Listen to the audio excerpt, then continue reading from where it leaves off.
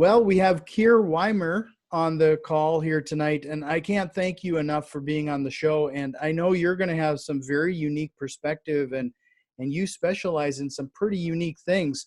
We haven't had really a lot of guests on the show that specialize in what you do. So first of all, I always throw it to my guest because you always do a much better job than I could to introduce yourself and kind of give a little background and what you do and what you specialize in, so I don't do any kind of spoilers here. Sure. So, well, I appreciate that, Jack. And again, I've been in this real estate world for about 6 years now. I would consider myself a real estate and lifestyle entrepreneur. I've started in this business as an agent, grew agent practice, and then started a team 2 years after that in 2015 that grew to be the #1 team at Sotheby's International Realty in about 30 counties and in all of upstate New York, and closed sales and really built a luxury brand that kind of spoke to the high end. From that, the success and some of the income that was generated from that allowed me to branch into other areas and other capacities in the real estate industry. I think a lot of your listeners probably know there's so many different ways to build a career, to build income, and to build wealth through real estate. For me, I wanted to not just look at it through a transactional lens as an agent, but find ways to also build things as a principal, an investor, and a developer. So that led to some other things in hospitality development, starting a hospitality portfolio. Actually, it's a funny story. I was a listing agent for a hotel that I ended up purchasing, a resort with two partners, completely renovating it and reopening it about 3 years ago. And then it led to other things in investment. I'm currently the senior vice president of a development fund out of New York City and Manhattan called Odessa Realty Investments. We invest in multifamily apartment complexes around the country, mainly 250 units and above, so large assets. And we've purchased about just over $250 million in real estate over the last 4 years, and over a couple thousand apartment units. So that's been a great platform to really grow based on the experience that I have, be kind of introduced to other opportunities in the industry. And then that's led to a multimedia company too, which we just started last year, which is probably my most, I would say the thing I'm most excited about now, which is now taking the things I've learned in luxury brokerage, hospitality development, and investment, and really creating content, thought leadership materials in the way of digital course that we have called Sophisticated Agents, doing some things with books and a podcast next year to take what I've learned and really try to help other people now do the same thing, build income, wealth, and freedom into their life through this wonderful business that we know as real estate. Sure. One of the things that I think is really interesting is that I haven't run into many people who have had such a focus on the luxury side of things, whether it's you even talked about having a resort and other things. What made you decide to focus on that niche, and how did you get into it? Yeah, good question. I think how I got into it, it's a two-part answer. One is by my proximity to it, meaning this resort in particular was very close, like not even a mile, half a mile from a summer vacation home that my family's owned for 50 years. Okay. My grandfather bought it in 1962, so I knew of this place. I grew up going to it, and then I ended up becoming the listing agent for it when the sellers wanted to sell. And we couldn't sell it, on the market for 2 years, a lot of deferred maintenance. Owners it was kind of foundering. It was just not doing well. It needed a new vision. It needed new capital and new direction. And we saw an opportunity.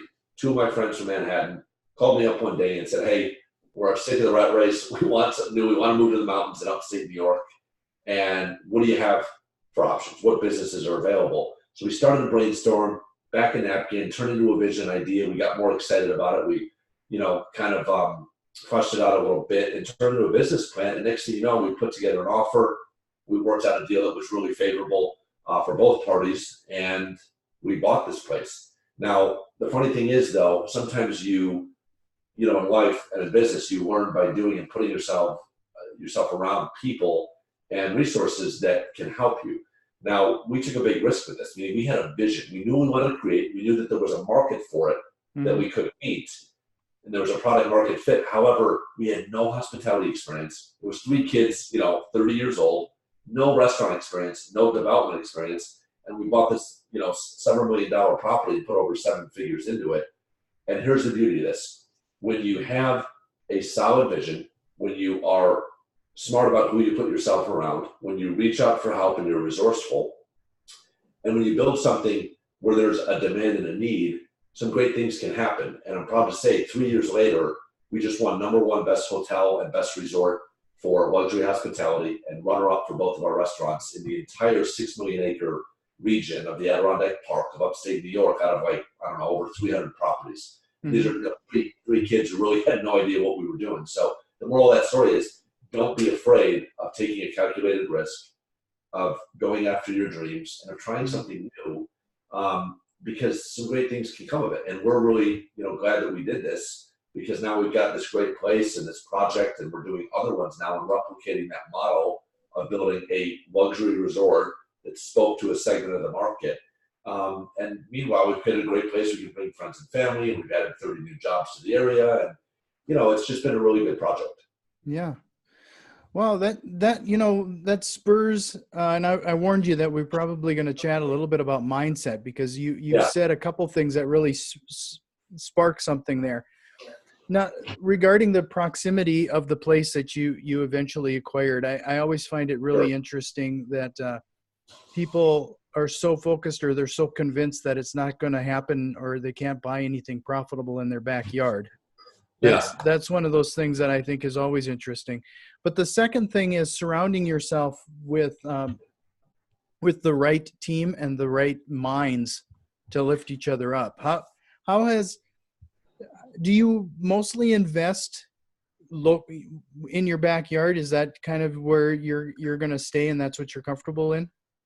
Great question. I think when you're starting out in your career, or you're entering a new market, right, or new property type, as an investor developer, really in anything, I think it is wise, and it helps you mitigate risk to start where right? Start in a market, in an area where you really understand, right, the movements, the demographics, the things that make that market move, what works, what doesn't. You really understand the competitive landscape, right? I think that's really important. Not absolutely necessary, but important, and it helps hedge and mitigate risk.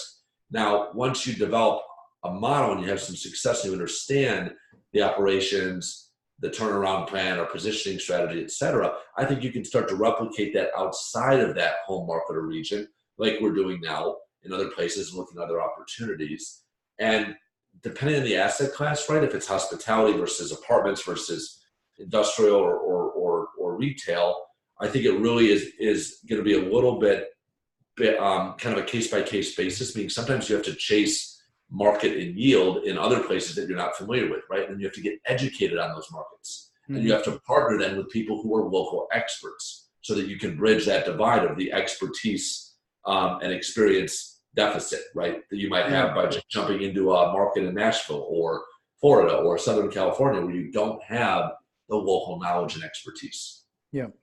Well, no, I've always found too that this is the case too, because you don't know what you don't know, and unless you bring in some people that have some expertise and knowledge and who can fill in those gaps, you're usually surprised at what you'll learn. I mean, things that haven't even crossed your mind. So talk a little bit about, those partnerships and everything that you've created, and the importance of, because I suspect, just based on our discussion so far and what I've read about you, you probably take as much care selecting the individuals you surround yourself with as you do the properties you eventually purchase.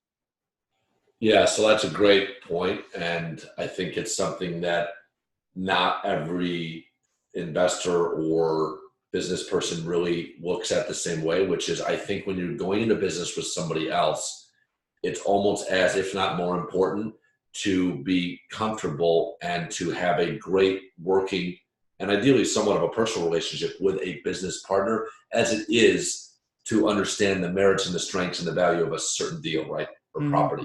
Because you can't really execute a successful business plan, right, without having a strong partnership with identified roles. Everybody knows what they're bringing to the table, right? And you have a commonality in purpose, values, and vision.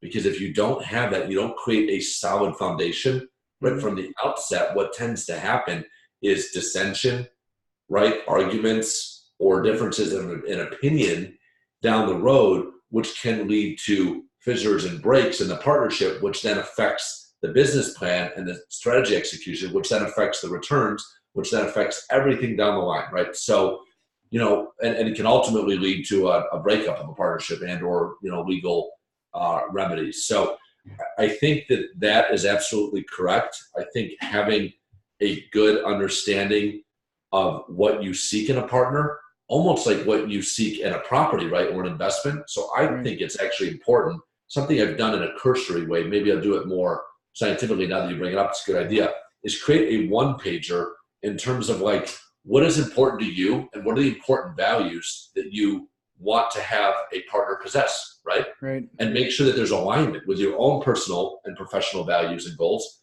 with those of a partner. And you can do this in a very transparent way and have that conversation, even not as like an interview, but as a bilateral conversation to make sure that you have some alignment. It's not going to be 100%, it's not going to be perfect, but you probably want 70 or 80% to line up on the important, points for you to know that you've got a pretty solid partnership and bond from the outset. Sure. So, this leads into another topic that I noticed. I've seen this said on your pages a couple times, but living the break-free lifestyle. Yep. Can you talk a little bit about that? What do you mean by that?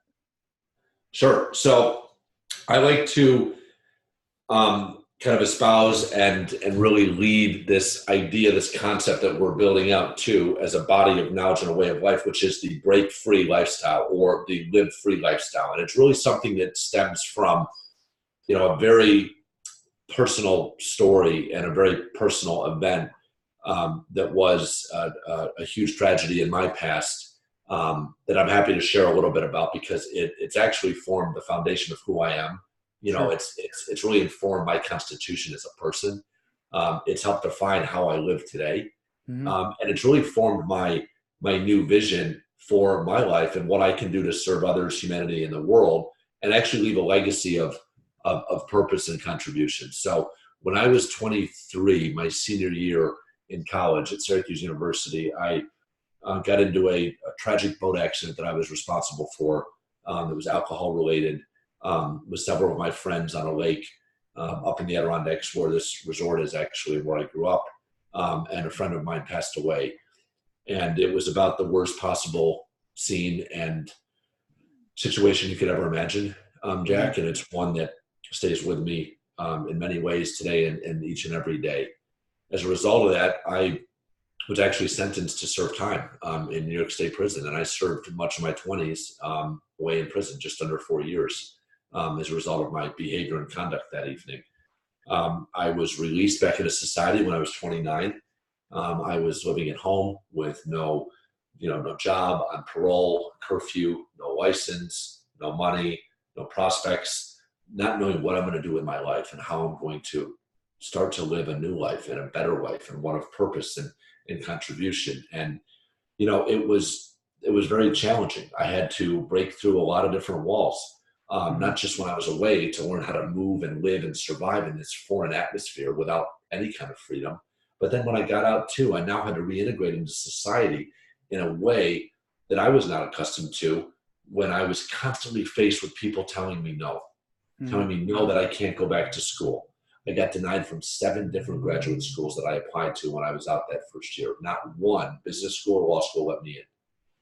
And I made my turnaround and what had happened in the accident the central part of my application.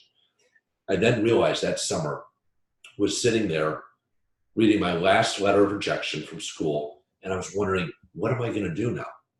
I literally can't go back to school. Nobody will give me a chance. I can't repurpose my life. How am I going to get a job? I have to check this box off on every application. What am I going to do? And I said, you know what? In that moment, I had another epiphany as I faced this big wall that I had to work through again.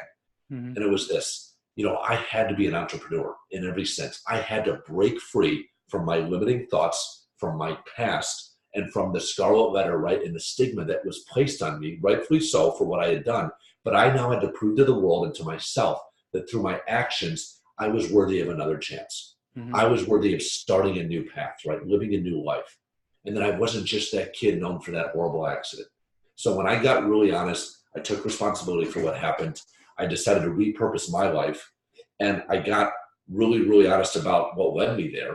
Mm-hmm. This month, I'm actually celebrating 12 years clean and sober, which I'm really, really grateful for and excited about because it's formed the foundation of all of this. Mm-hmm. The world started to open up at that moment. And I said in that moment, I'm going to start to live intentionally. I'm going to live freely. And I'm going to break free from all these limiting thoughts, and I'm going to go after it and create a life of my dreams, one of purpose and impact and contribution. And that was the beginning of this just crazy 6-7 years now that's happened, of now getting to this point where I never thought imaginable. And again, it was all due to a mindset shift. It was all due to a system I created for living, a philosophy of life. And it was one that I think holds value for so many people, no matter what background you come from, no matter where you are. You don't have to be in this dark place that I was to still be suffering from your own figurative prison, right? So many people are limited by their beliefs, by their mindset, their background, what they grew up in, what people tell them they can and cannot do. And I want to help people realize that none of that stuff matters. It matters what you believe you can do. It matters in charting and setting out a vision, a massive vision for your life, committing relentlessly to it, being flexible on the methods, and persevering until you achieve your goals, because we're capable of amazing things far and away above what we even think we are if we give ourselves permission, right? And we all allow ourselves to go after that. Because again, coming from my background and what happened, I never think I'd be where I am today. And I'm 36, just turned, and I feel like we're just getting started. Yeah, when you first told me that story, it really hits hard. I mean, it just opens up a ton of questions. I mean, when you're coming out of prison and you're being turned down at all these colleges and everything, like what kind of things or activities, or what books did you read? What did you do? Yeah. Like, how did you, I mean, the reason I ask is because I find that even myself, to stay in the proper mindset, I'm constantly having to consume podcasts and audiobooks and anything to maintain it. It's like a big balloon. If I don't keep blowing up, there's a hole in the other end. And if I'm not maintaining some level, it's just going to deflate. Like, what about you? How does that work? And how did you achieve that mindset that you need to fight through all this? Great question, Jack. And I think I have an innate drive. I always have, even before this happened. I've always been ambitious and energetic and inspired to try to achieve greatness, to try to create something in this world that was really, really meaningful. And I've always known that I would do that. I just didn't know the how, right, or the path, and I certainly didn't predict or anticipate what happened and the zigzag path to get to where things are now. What I would say is a couple things led to this in terms of the mindset and the ability to think differently. And one is I was always a student of the world. I was always remaining and being coachable and teachable. And I learned that and attribute a lot of that to my father, who was a 40-year academic, head of library system at Syracuse in academia. My mother as well, both very well-educated, very intelligent people who instilled in my brother and I to never stop learning, right? To always be a student of not just your craft, but of the world and other crafts, things that you might not even have interest in or know you have interest in, right? Right. And so for me, that was big because when I was away, I had a lot of time on my hands. So what I did was I read a lot of books. I read the entire Western world canon, the great books of the Western world, like 250 of the best works in history, literature, philosophy, science, English, all of these different areas. And what that did was, a lot of which I had read, growing up in school and in college, but most of them I hadn't. And it really helped set the foundation, I think, for lifelong learning. Mhm. And then I got introduced to the power of the things that you and I know to be so valuable, which is the self-help space, personal and professional development material. I hadn't touched any of that until I got out. And then 2011, when I was released, 2011, 2012, I started to get acquainted with it. I started to learn and follow a little bit about what Tony Robbins was doing. He was a huge idol and mentor for me that I've coached with and gone to several of his events. And then from there, as you know, you start to see the other people in the industry that are making waves, that are adding value, that are helping transform lives. And then I started to go to events. And then I started to discover podcasts. And I now had an iPhone where when I went away, I had a Razor. Remember the flip phone? Yeah, yeah. So Did I you get see out their and Motorola just announced they're re-releasing yeah, a new Razor? I saw that. Yeah. It was so funny. So much changes in 3.5 years. But I came out and I was like, what is a smartphone? And now I got this phone and it's like a computer in my pocket and it's like $800 versus the Razor. It's like 200. So Right. times change really quickly. But anyway, I got accustomed and I got acquainted with the power of this kind of material that was so accessible in my pocket through podcasts, books on Kindle. I just started ordering and investing and spending time and money on advancing my capacity to dream, right? Mhm. And then being around the tools, the specific training and tools to get me to where I wanted to go. So real estate for me was always a means to an end. It was my path to freedom, freedom in every sense. If I had to define one value that's most important and paramount in my life, it is freedom. Because I didn't have it for so long, and I wanted to do any and everything to not only regain it, but to preserve it and expand it. So real estate for me was a vehicle to expand my freedom of schedule, my financial freedom, wealth freedom, right? Freedom in thought, freedom in different, things and pursuits. And it's allowed me to become a multi-dimensional entrepreneur in real estate and lifestyle areas by building these different income streams and these different things that can contribute to that, right? Because as you and I know, financial freedom creates a world of opportunity, right? It allows us to get in more of our creative zone. It allows us to just create more things that we might not be able to without that level of financial freedom. It allows us to open up new doors and circles of people that we can meet and to travel and enrich ourselves more. So for me, that was really, really big. Yeah. I wrote down one phrase that like really struck something there. I really liked that the way you said it, advancing capacity to dream. That is something that that's really interesting the way you worded that. So when you are advancing your capacity to dream, what I have definitely have found is a lot of especially newer investors, they get in the proper mindset, but now and they're advancing their capacity to dream. Yep. But they're still in this state of analysis paralysis. How do you like, okay, you have the dreams, you know the direction you want to go. Yep. But how do you get out of that dream state and get into the action state? Great question. I think a couple of tips I'd say there that I'd recommend. One is when you not just build a capacity to dream, right, and think outside of your, let's say, area of expertise, comfort level, or market for a specific as an investor, you have to do things that we as a quantitative analytical mind would need to do, which is mitigate areas of risk, right? To do that, it helps make it easier to say yes and to take the action. So to do that, we need to become educated, right, in the thing that we're thinking about doing. So we have to be resourceful and rely on ourselves. Nobody else is going to do that for us, right? 2, we want to find good partners, local, knowledgeable people that can add value to the team in the process, right? 3, we want to replicate ideally a model we've already been successful with in another area. Right. So that can be, taking your model for the hotel reposition we did and taking it elsewhere, right? Could be you've got a great reposition strategy on a value-add apartment complex. Well, that could be successful in other markets too. You just need to learn the other markets and the competitive landscape, the competing properties, and what the tenants are really demanding and paying for right in that market. So I think, lowering the barriers to entry, mitigating the risk points, and then educating yourself and being accountable, right? And realizing that nobody's going to do it for you. You got to do the work. can really help, I think, mobilize and elicit action so that you can break through that wall of just dreaming and thinking to actually executing. Sure. So, okay, it's really been a long time since we've had somebody like yourself on that can talk, that's talking the mindset and the importance of it.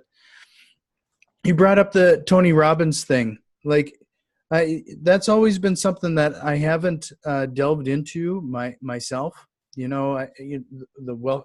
Awaken the Giant Within book is always on the radar, but I haven't read it yet. But after chatting with you, it's something I probably should put on the top of the list there.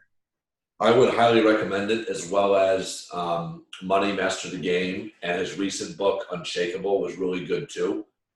Tony's just, I think, a larger than life figure that has been one of the industry's founders in terms of self-help. He's been doing this for 35 years. He's among some of the best, and he's really transformed millions of lives. When you look at the effect he has on people in person at one of these events, he fills stadiums with like 20,000 people in it. And they're doing stuff that they just would never do. You got people breaking down, getting into their inner traumas, addressing some of their pain and suffering points, because his whole mission is to end suffering in the world. He wants everybody to live in their own unique greatness, right? Realize their potential and not be suffering from whatever suffering is for you, because it's, for any one person, right? It's going to be different, but his mission is to just help people live better. And I love that. And he's got a larger than life personality and is very magnanimous and gregarious. And he in person is pretty awesome to watch. His level of energy as probably a 55-year-old now is unbelievable. His events will go from 8 in the morning until sometimes 12 or 1 at night. I mean, it's just great. And he's on the stage most of it. Unleash the Power Within, a great event. Went to it right outside of New York, and then I went to Business Mastery in Las Vegas. But Unleash the Power Within, we did the famous coal walk, right? You're walking across, embers, coals. And this thing, I was like, okay, I'm totally burning my feet. This is going to kill. I'm going to have blisters. It's going to ruin my feet, but I'm obviously going to do it. But the training leading up to it, it's insane, because they're shoveling on literally hot embers that are like this big, that are smoking. And you're like, how am I going to do this? All of the mindset training, mind over matter, and all the intentionality that they do prior leading up to it. I literally didn't run, walked over 20 yards of burning embers, and I literally didn't feel anything. And my feet were not ruined and calloused afterwards. It was crazy. I still don't even have an explanation for it. Huh. That's interesting. It's really cool stuff. So, well, I could keep talking about this all night. So I want to switch back a little bit to the real estate stuff, because sure. Talking about your resorts and a few other things, I was wondering if you are experiencing any of that disruptive trends that are going on right now with Airbnb and a few other things, or do you see other trends on the horizon? Yeah.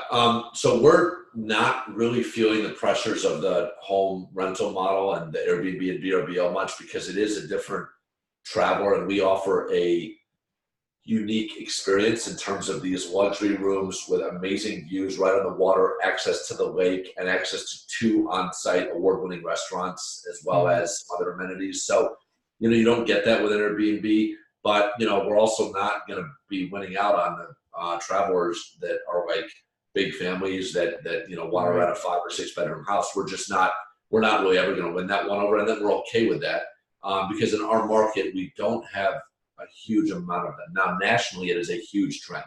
And a lot of municipalities, as we see in jurisdictions, have banned it or have severely regulated it, basically due to the hotel lobby and the fact that they aren't as regulated. They're not paying the bed taxes, the hotel taxes, the occupancy. There become, parking issues and, utility and water issues and usage issues and all these other things that I think are adequate issues to talk about.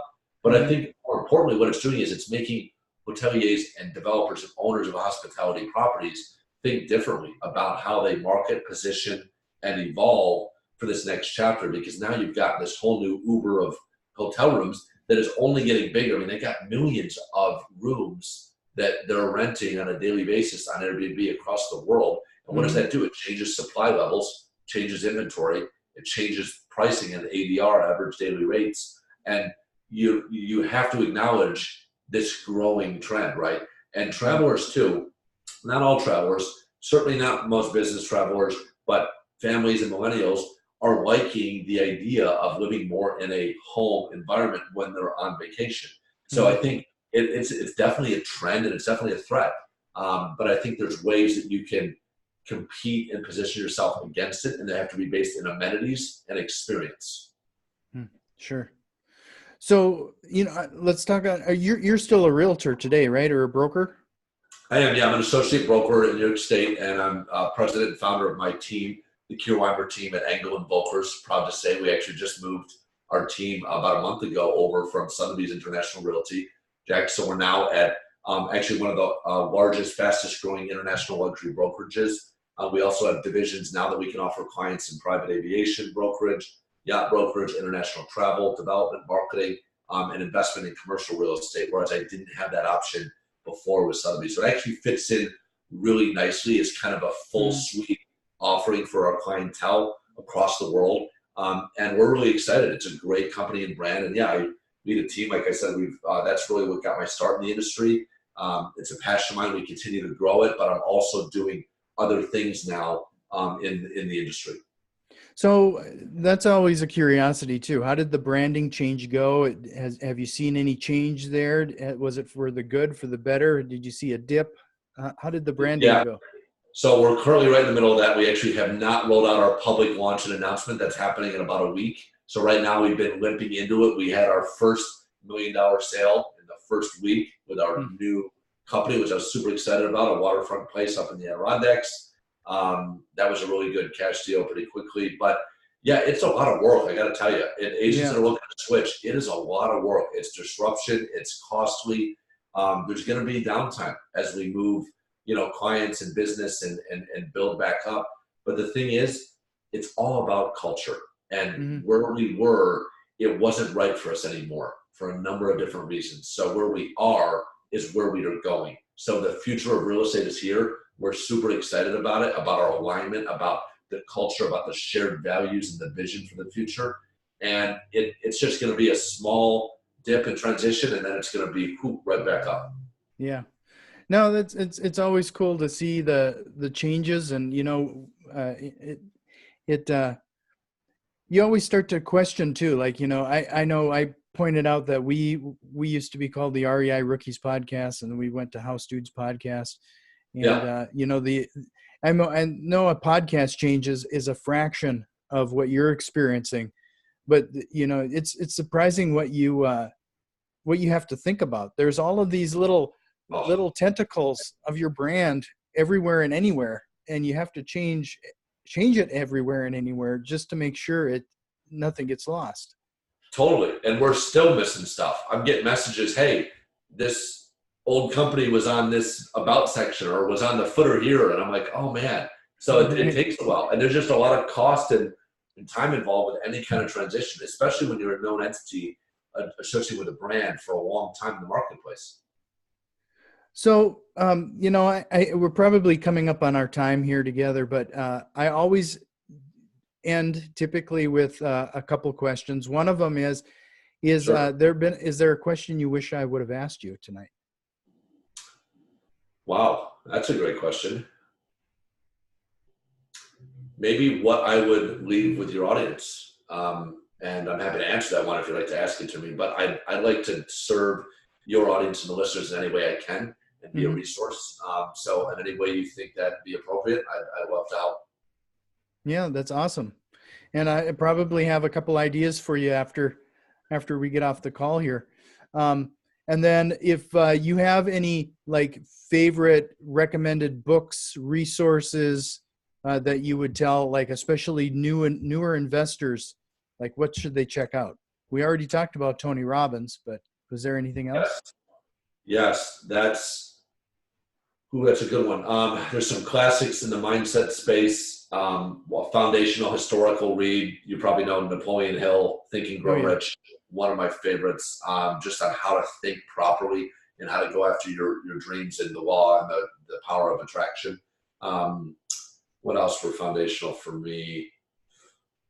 That was a really big one. Tony's books. Boy, there's so many. I can't even, I literally read. So right now I'm reading 2 books a month. I try to read about 24 Sure. books a year.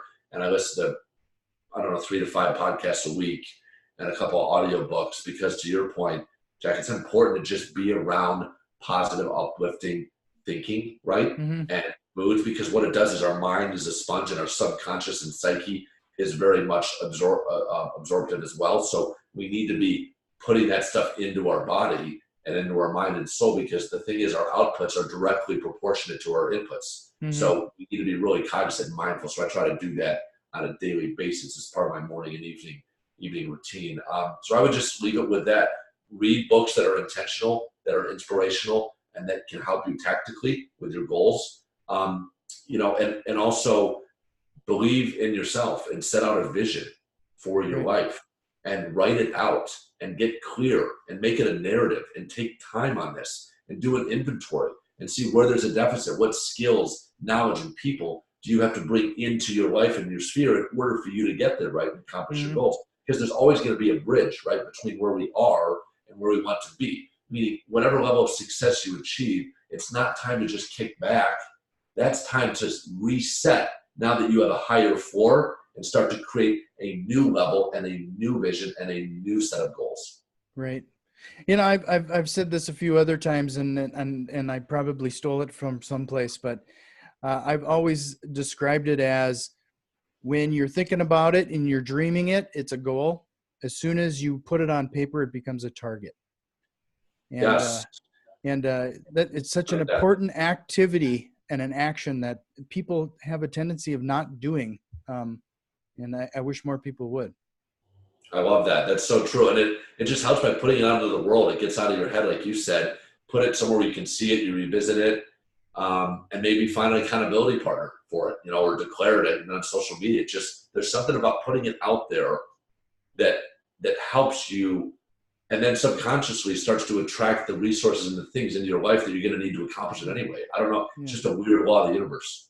Well, that's one of the reasons why we started this podcast, is that it was as much to hold us accountable, because if you're preaching this, you better be doing it. Yeah, so I love it. That's one of the reasons that this originated from, and it's I love that. Been turned into a great situation. So where do people find you? How do they get a hold of you? What's the next step there? Sure. So you guys, anybody listening in the audience can learn more about me just at my website, which is KeirWeimer.com. It's spelled KeirWeimer.com.